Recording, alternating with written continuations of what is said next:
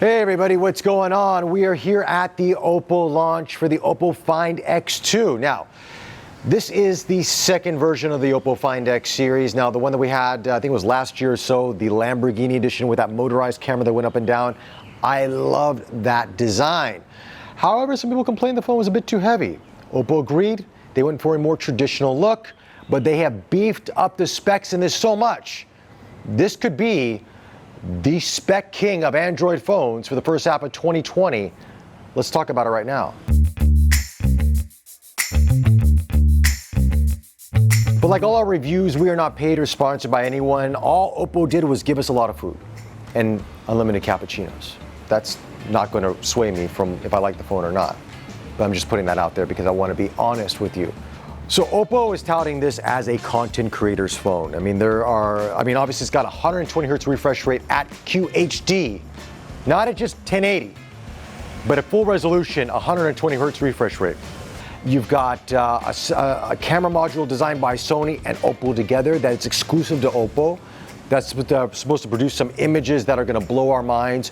48 megapixel sensor on this. Of course, it's pixel binning, but they're saying it's the largest sensor that on the market in terms of camera sensors. You've got your telephoto up to 50 times. You've got OIS and EIS coming together for a very stabilized gimbal kind of vibe to your video. So they're really pushing this out there. And plus the screen is HDR capable. So if you're going to watch HDR content, you're going to see a lot more information coming out of this display.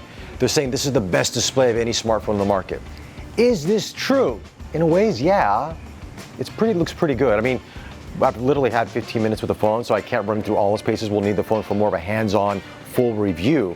But my initial impressions are the screen looks beautiful. It's stunningly vibrant. The colors look great. The detail, it does trump a lot of what I've seen on the market thus far. In terms of the cameras, the whole pixel binning thing, I think we've got to put things in perspective. 48 megapixels is not 48 megapixels, okay? It's like 12, and they just kind of multiply it out there with all the algorithms and everything else. So the image is slightly sharper, more detailed, but it's not going to blow your mind. There is still some beautification and noise reduction going into play. No matter how you want to set your settings, it's still there. So it looks good overall. Depth sensing is looking good on it. So if you want to do some portrait modes, that looks good as well. The video functionality is beautiful. It is beautiful. It has very smooth shots. They're saying you don't need a gimbal with this phone anymore. Again, this is something I need to take into more of a real-world situation to test it, but my initial hands-on, yeah, it's pretty good, not bad. Battery life, I think it's 4,230 milliamp battery in this, so that should get you out throughout the day. But again, if you're at Quad HD at 120 hertz refresh rate, that's going to eat up a lot of juice, folks. But Oppo says they got you covered in the charging. A 65-watt charger, 0 to 100 in 38 minutes. If you're in the field, if you're doing some video photography, that's not bad. That's not bad. Now again, you need the Oppo cable, the Oppo charger, you need all that put together with this phone to make that happen. No wireless charging, but plug that sucker in, 65 watts of juice. Boom! Coming in this phone. And now I've got the vegan leather gold trim. This feels really good to the touch. It's a very slim phone, very lightweight, very well balanced.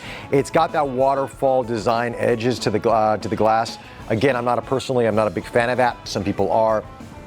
I like a more of a flatter display because you can utilize more of the display, but it does feel very comfortable. But I have had some false taps on it while using it.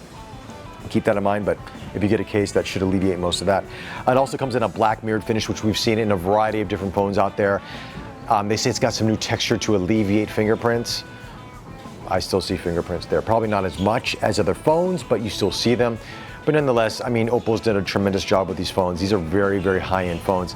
Now, I think the price in Singapore is around $1,700 Singapore dollars when it comes to launch, but they're gonna give away a big package deal where you can get a coffee machine and earbuds and all this kind of stuff. So, theoretically, the phone isn't $1,600, $1,700. It's, they're packaging it all in. But you get it on contract, it's going to be a lot less.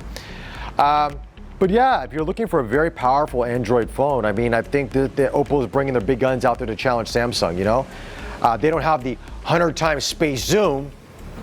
They got 50 times zoom. But then again, I'm coming to this whole concept. Why do we got this ultra zoom anyway? What's the whole theory behind this? I mean, I get ultra wide. You can take landscapes, but ultra zoom?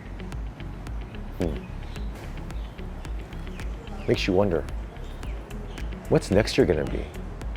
2019 was ultra wide, 2020 ultra zoom, 2021 ultra pores, the ultimate portrait camera. I'm joking. Anyway, I'm just rambling on right now just to sort of kill time so Kyle can hate me when he edits this video.